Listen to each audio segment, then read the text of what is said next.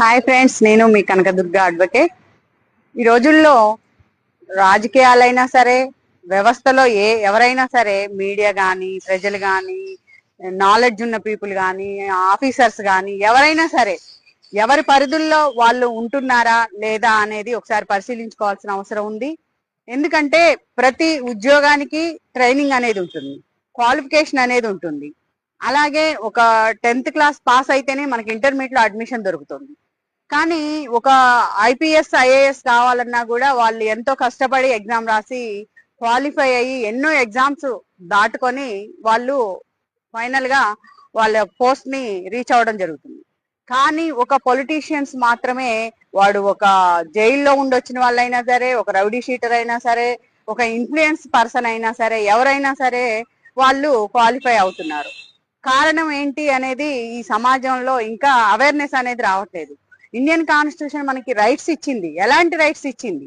Fundamental duties, fundamental rights. వాటిని మనం ఎలా యూజ్ చేసుకుంటున్నాం అనేది మనకి ఎవరికి అర్థం కావట్లేదు. చదువుకుంటున్నామంటే గుడ్డెత్తి చెవిలో పడ్డట్టు చదువుతున్నాము, ఎవరు పరిధిలో వాళ్ళు ఉద్యోగాలు చేస్తున్నారు, ఎవరి జీవితాన్ని వాళ్ళు ఎంజాయ్ చేస్తున్నారే తప్ప రాజకీయ నాయకులకి ముఖ్యంగా వాళ్ళకి ట్రైనింగ్ క్లాసులు అనేవి కండక్ట్ చేయాలి. ఏం మాట్లాడాలి, ఏం మాట్లాడకూడదు, ఎందుకు మాట్లాడాలి, ఎంత పరిధిలో మాట్లాడాలి, ఎవరి విషయాలు మనం మాట్లాడాలి, ఎవరి విషయాలు మాట్లాడకూడదు, మాట్లాడితే ఎంతవరకు మన లిమిట్స్, బియాండ్ ద లిమిట్స్ మనం మాట్లాడొచ్చా లేదా అనేది వాళ్ళు అర్థం చేసుకోకుండా పర్సనల్ ఇష్యూస్ లోకి వెళ్తారు. లేకపోతే పొలిటికల్ గా ఏదైనా ఇష్యూ ఉంటే పొలిటికల్ గానే మాట్లాడాలి. ఆ పొలిటికల్ ఇష్యూ కూడా సొసైటీకి యూజ్ఫుల్ గా ఉండేదే మాట్లాడాలి. ప్రజలకి అందే సంక్షేమ పథకాల విషయంలో మాట్లాడాలి, ఆర్థిక పరమైన ఇష్యూలో మాట్లాడాలి, డెవలప్మెంట్ విషయంలో మాట్లాడాలి. అంతేగాని ఏదైనా ఒక ఫ్యామిలీలో ఒక ఇన్సిడెంట్ జరిగితే దాన్ని తీసుకొచ్చి మీడియా ముందుకు వచ్చి, ప్రతి రాజకీయ నాయకుడికి టైం ఉంటది. అంతేగాని ఒక ఎమ్మెల్యేగా గెలిచిన నాయకుడు ఒక నియోజకవర్గానికి వెళ్ళి ఆ నియోజకవర్గంలో ఒక గ్రామంలో ఎలాంటి సమస్యలు ఉన్నాయి తెలుసుకోవడానికి మాత్రం వాళ్ళకి సమయం ఉండదు. అట్ ది సేమ్ టైము మనం ఒక రాజకీయ పార్టీ మనకు నచ్చలేదు, లేదా అక్కడ మన కంఫర్ట్స్ లేవు, లేదా మనం అనుకున్న స్థితికి మనం ఆ రాజకీయ పార్టీలో ఎదగలేకపోయాము అని మనకు అనిపించినప్పుడు, అక్కడ మనకి ప్రియారిటీ లేదనిపించినప్పుడు మనం ఖచ్చితంగా ఆ పార్టీని వదిలేసి వేరే పార్టీలోకి వెళ్ళడం జరుగుతుంది. ఎందుకంటే మనం సస్టైన్ అవడం కోసం, అంటే పొలిటికల్ గా డెవలప్ అవడం కోసం, మన పర్సనల్ ఇష్యూ కోసం వెళ్తాం.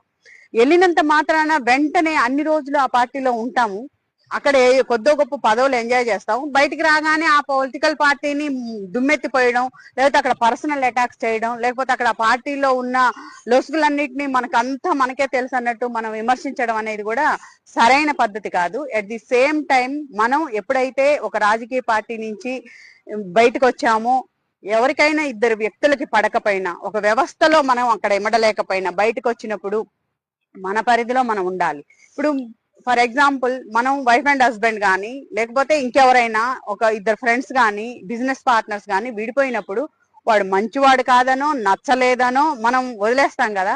వదిలేసినప్పుడు మనం ఇంకా వాళ్ళ గురించి విమర్శించాల్సిన అవసరం ఏముంది? వాడు మంచివాడు కాదనే కదా వదిలేసి వచ్చేది. వైఫ్ మంచిది కాదనే హస్బెండ్ వదిలేస్తాడు, హస్బెండ్ మంచివాడు కాదనే వైఫ్ వదిలేస్తుంది.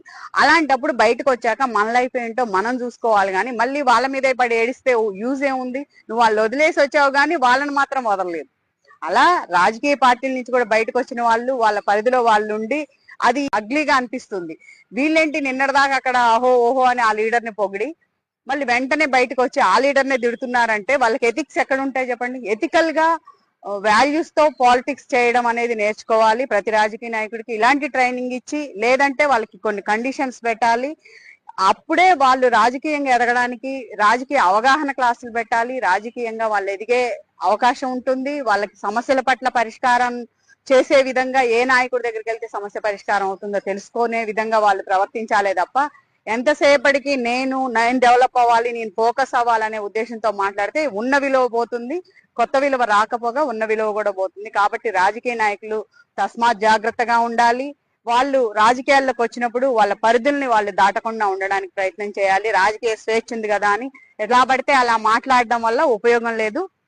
న్యూ పాలిటీషియన్స్ అంటే ఎవరైనా కొత్తగా రాజకీయాల్లోకి రావాలంటే ఇలాంటి చెత్తలోకి రావాలా అనే ఒక ఆలోచన అనేది ఇప్పుడు యూత్ కి కలుగుతుంది. అలాంటి ఆలోచన లేకుండా ఆదర్శమైన పాలిటిక్స్, గొప్ప పాలిటిక్స్, గతంలో ఉన్న పొలిటీషియన్స్ లాగా మనం కూడా ఉండడానికి ప్రయత్నం చేయాలి. Thank you friends.